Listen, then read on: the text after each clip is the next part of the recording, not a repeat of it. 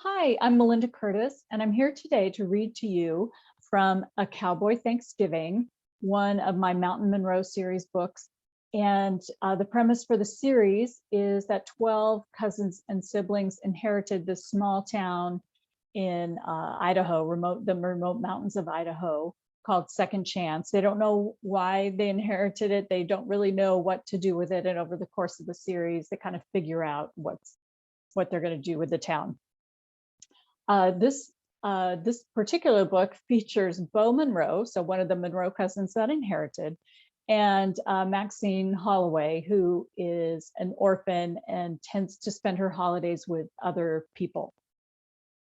But I'm going to start by reading a little bit of the prologue, and I'll give you a little bit of backstory as we go along about the characters and some of the insight into how I came up with an idea or wrote these things. So here's the prologue. There were times when 12-year-old Beauregard Franklin Monroe felt like he was on top of the world. This wasn't one of those times. It was Thanksgiving week, a time when the Monroes gathered, a time when the younger generation competed in the Monroe Holiday Challenge, a 5-day event that culminated on Thanksgiving morning, followed by the crowning of this year's winner and this year's loser. Sadly, for some unknown reason, Bo was often the year's biggest loser. I think we can all relate to that. Like when you compete in family things, you might never win. I was the youngest, and it was rare that I came out on top on some of these competitions, mostly card games. How could that be that he could be the biggest loser? Bo was athletic and large for his age. Everyone competing, except for his brother Holden, was younger than he was. He blamed it on his continuing growth spurts and clumsiness, a weak excuse at best. But here it was, Thanksgiving morning, the last day of competition before the grand feast, and there was only one Monroe beneath Bo on the leaderboard, his cousin Sophie. Something had to change. Before he'd eaten breakfast, Bo had taken time to write in the small notebook his grandpa Harlan had given him. Run fast, play hard, pick myself up when I fall. The notebook was a secret between his grandfather and himself. A way to be your own cheerleader, Grandpa Harlan had said, to create the life you want, he'd said, to get where you want to be. Right now, Bo wanted to do better in the holiday challenge. Okay, and the prologue continues with the results of that challenge. And the results are, of course, that he does not do well. And towards the end of the prologue, Bo says, "I'm cursed." He trudged back to the house where he'd received the biggest loser trophy served with his pumpkin pie. I hate the Monroe Holiday Challenge. I'm done playing. But he knew that was a lie, because if there was a chance that he wouldn't come in last in the competition, he was going to take it.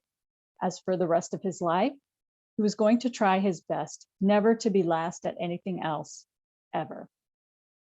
So I'm setting up that Bo is really competitive. We all have someone in our family or our circle of friends who's very competitive. Mine happens to be my husband. I can't even, play something casually with him without him being intent upon winning. So I love that in a character. And I love to kind of give Bo a little bit of comeuppance and realization about competition in this book. But let's move on to chapter 1. So now we're in present day. That was Bo back in the day when he was 12. Chapter 1. Good news, Bo. We're bringing back the Monroe Holiday Challenge this Thanksgiving, 20 years later. Bo Monroe had just taken a sip of his beer when his cousin Shane made his announcement. He nearly sprayed said beverage into the fire pit in the backyard of the Bucking Bull Ranch. Instead, he managed to swallow and say in a choked voice, "Why?" A steady stream of snowflakes fell with a soft pitter-patter on his straw cowboy hat. It was a week before Thanksgiving, and snow had been falling in Second Chance, Idaho since October. Or so he'd heard. Bo and his dog Spot had just arrived from Texas for a visit, and Bo had accepted an invitation to have a beer with Shane and Jonah after a family dinner. Jonah is one of his cousins. Spot, his Harlequin Great Dane, was hanging out with the rest of Shane's family indoors, probably curled up in front of the fire, since the dog was a born and bred Texan, unused to temperatures below 50. We want to know why we need to bring back, you want to know why we need to bring back a beloved holiday tradition? Shane sat at Beau's right. He grinned from ear to ear, and considering he'd been in a near fatal car crash a few months ago, it was good to see him smiling again. But not over this. Because none of you want me, Shane, to hold the holiday challenge crown forever. Beau's competitive streak agreed. It was his pride that didn't want to compete. You've held the crown for over 20 years. I'm willing to let you hang on to it forever. Cousin Jonah shrugged deep into his jacket in the chair to Beau's left. Born and raised in Hollywood, Beau's script writing cousin hated the cold as much as Spot did. Jonah wore a blue parka, fur-lined hood up over his short red hair. I hated those challenges, and most of us hated Olivia, Holden, and you, Shane, for winning. Beau nodded. But this time things will be different, Shane promised, sounding like a CEO at a shareholders meeting, which was fitting considering he had been a CEO up until last January, when they inherited the town. In deference to the cold, Shane wore a thick, stylish blue jacket, a knit cap, and gloves. He might be living on a ranch, but he was not and never would be a true cowboy. We have to do this before we're too old. Thinking of age and physical prowess, Beau sized up Shane, making a mental tally of his cousin's corporate softness. I could take it if I wasn't cursed in the challenge. I don't know about Beau, but I'm not up for a physical competition. Jonah stretched one leg toward the fire, groaning like it pained him to do so. I pulled a muscle climbing the ladder to the hayloft. And what were you doing in the hayloft? Shane teased.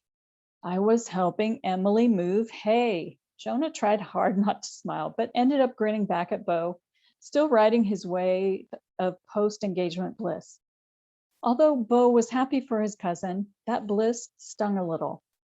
Over a year ago, he and Jonah had been in love, or so they thought they'd been in love, with the same woman, Aria. They'd both lost her. A blessing of sorts, as it turned out. Jonah had quickly moved on, writing a script about the experience as a form of therapy, before landing the heart of Emily, a diehard cowgirl and former rodeo queen. Beau had been picking up the pieces of his heart at a slower pace, taking into consideration Aria's last words to him. Look at us together. We're perfectly matched in the mirror, Aria had said in a voice that was as delicate and refined in tone as her polished good looks. You may be an engineer, Beau, but you have no ambition, no life plan, and nothing to indicate you want a wife and family except for those scribbles you make in your notebook every morning. And Spot, I suppose. She'd scratched his dog behind the ears before handing Beau his leash and dog dish, items she'd used while dog sitting for him. And even Spot has to deal with your long absences from traveling and working on an oil rig. Spot had stared up at Beau with the same accusation in his sweet brown eyes. Even my dog thinks I stink at relationships. After that, Beau had taken a hard look at himself and realized that, on paper at least, he looked like he wasn't interested in long-term relationships or happily ever after. He was determined to change that impression. Listen, Shane said, voice rising above the soft hiss of falling snow and the crackle of flames. I've been telling my boys about the challenge and they're excited. Beau and Jonah exchanged looks and then simultaneously said, no. I reject your rejections. Shane wasn't the type to give in easily. The boys have come up with a list of games to play, ones with a cowboy twist. The boys Shane referenced were the ones he was going to adopt in January after he married their widowed mother, Franny, at New Year's. Are these games Franny approved of? Beau shook his head, dumping a bit of snow from his hat onto his shoulder. Forget I asked. I need to approve the games. You all owe me that much. Jonah gaped at Beau. I can't believe you said that. You're actually considering playing. Only if I have a chance to win, Beau said, or at least not come in last.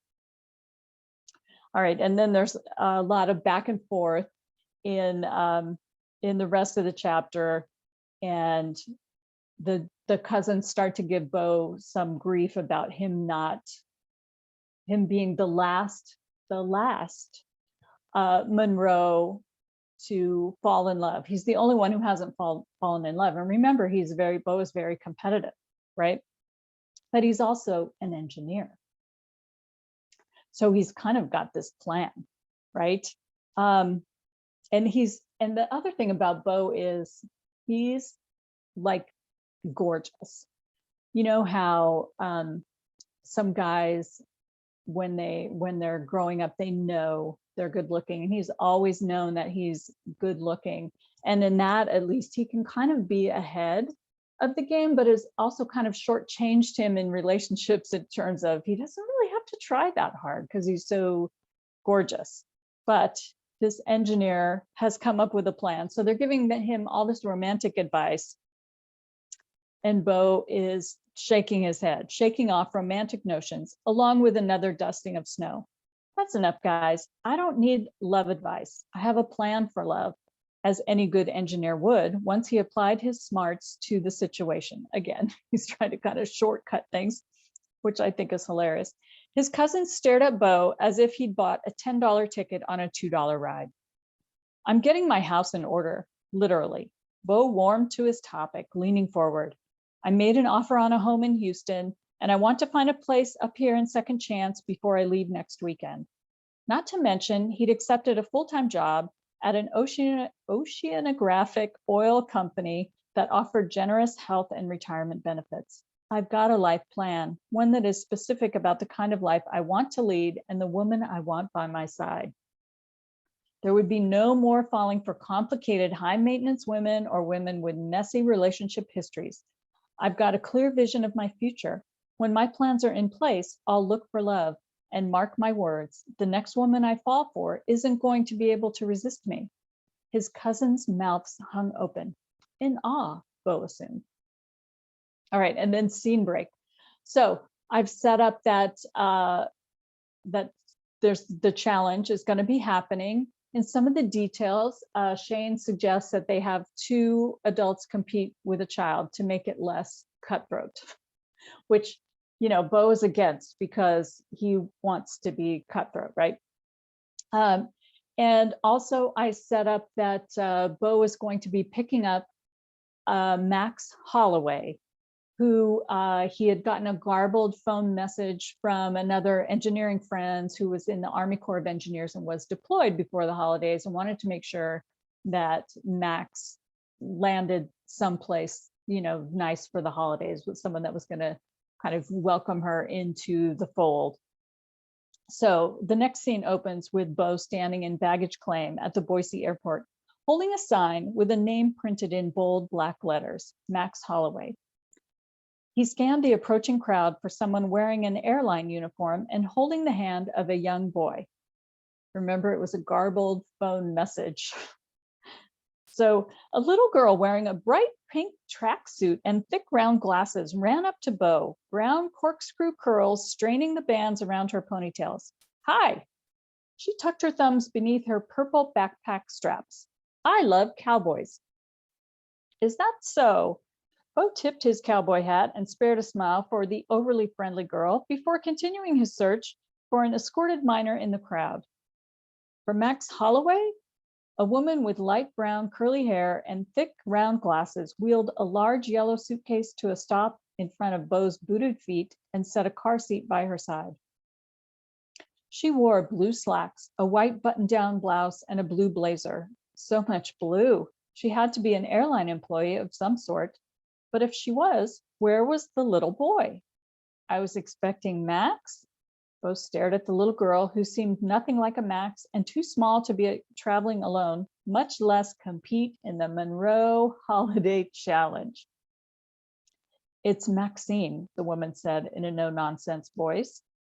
Okay, Max was Maxine and an adorable little tyke. Plans for the holiday challenge would need to be adjusted. Even the lines he'd written in his notebook this morning, be positive, beat Shane, seemed a stretch. Maybe he'd use this as an excuse to drop out, or at the very least get paired with someone who could help him win. Smiling, Beau handed the woman his placard. Do I need to sign anything before taking custody of Maxine? The woman gave him a disapproving once-over. The airlines had chosen her well. She didn't seem like the type to put up with drama, be it lost luggage or awkward transfers of minors traveling alone. The urge to win her over surged within him, strengthening his smile. Right, you need identification. Bo took out his wallet and showed her his driver's license. Are you looking forward to Thanksgiving? Yes. The airline employee stared at him steadily through her thick glasses. Her eyes were the color of his favorite oak-aged whiskey. She glanced at his ID. Beauregard Franklin Monroe. Beauregard. What had his parents been thinking? Not everyone can grow into an old school name like Beauregard. Grinning at the little girl, Bo twirled an imaginary handlebar mustache. But you can call me Bo. He tucked his wallet in his back jeans pocket, propped the car seat on the yellow suitcase, took possession of the little girl's hand, and then navigated through the sea of travelers. Do you like dogs? Spot is waiting for us in my truck. You'll love him. I feel like ice cream before we make the drive over the mountain to Second Chance. What do you think? The little girl blinked up at Bo with eyes the same color as those of her airline chaperone. Don't I have to eat my vegetables first? Of course not, Bo said cheerfully. It's the holidays. That's what his grandpa Harlan used to say, much to his mother's chagrin. Vegetables first, said the woman behind him, always. Bo stopped just before the exit. He hadn't realized the airline representative was still tagging along. Sorry, I didn't sign for her, did I? The woman wasn't carrying a pen. She didn't have a sheaf of papers, but she was frowning at him in the worst way. Mama, just once, I want to have ice cream before vegetables. The little girl smiled coyly. Please. Mama. Bo took a step back, earning another frown from the woman. I think there's been a mix-up. The woman gestured from the little girl to herself. Nathan said you'd take us in for Thanksgiving. At Bo's blank look, she added, us, as in two? No, Nathan said. Bo trailed off, trying to remember. My static needs a place to spend the holidays. Max is an orphan and static can't spend with them. Static, you owe me. Shane and Jonah were going to have a good laugh over this misunderstanding. They might even try to make a team out of the three of them. Not a chance. So he's looking at, this woman and little girl that have, they're very feminine looking, not like the competitors that he might want on his team. Not a chance. Bo drew a deep breath, determined to make the best of things, such as they were. To be honest, we had a bad connection, and I'm not sure what Nathan said exactly. Bo forced himself to chuckle, although he felt like nothing was funny. All I got was that some kid named Max needed a place to spend the holidays, and then came the email from Nathan with the flight number and arrival time, plus the name Max Holloway. The woman straightened her jacket and righted her glasses, all the while keeping a close eye on her little girl. Is that all? Yeah, that was the gist of it. He forced another mirthless chuckle, a little ha ha ha that would never pass for Santa's ho ho ho. It's all good. There's plenty of room in Second Chance for both Maxine and you, whoever she was. That's Luna, the woman informed him in an exasperated voice, pointing at her daughter, and I'm Max. She was the orphan? And to think I used to like surprises, Bo muttered. I like cowboys and Mama likes books. Luna pushed her glasses up her nose. One of her ponytails was askew over her ear, as if she'd fallen asleep in Maxine's arms and shifted her head to and fro to get comfortable, which was adorable, but wouldn't help him win any reindeer games. Are you a for real cowboy with a horse and everything? Bo drew back in mock surprise. Miss Luna, I'm a Texan. Now, I'm currently horseless, but, well, shoot. Luna scuffed the sole of a little red sparkly sneaker on the carpet. You aren't a real cowboy. You just look like one. I'm a Texan, Bo repeated, feeling a frown crease his brow as he defended his adopted home. Wearing boots and cowboy hats comes second nature to me. Luna eyed him up and down. Do you have cows? No. Do you live on a ranch? No. You're not a real cowboy. The little thing had the nerve to look disappointed. In Bo. Remember Bo? Great looking, women usually fall over themselves, right? So she's disappointed in Bo. Except for Arya, Bo was never a disappointment to the ladies. He swallowed the compulsion to explain his life plan to a preschooler. Help me out here, Maxine. You're on your own, Beauregard. And that's how A Cowboy Thanksgiving begins, with an unlikely partnership and forming of a team for the Monroe Holiday Challenge, which has things like scarecrow stuffing and wrap up a turkey in, if you've ever done the wrap the mummy game with toilet paper, wrap them up, put a cowboy hat on top of their head and rope them, those kinds of challenges. There's a timed gingerbread decoration exercise, which Bo is really not qualified for, love him dearly.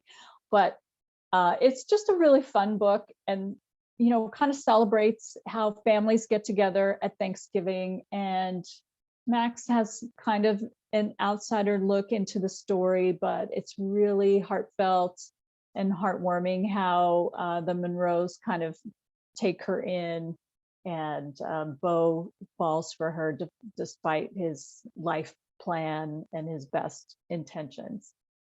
So anyway, I want to wish you a happy Thanksgiving. I love pie. If you want to send me your favorite, post your favorite pie comments underneath this post, I'd love to read them. I'm always looking for another great pie to experience. That's the thing I look for most about Thanksgiving, is eating pie. Anyway, happy reading. Remember A Cowboy Thanksgiving when you're thinking about your holiday readings this year.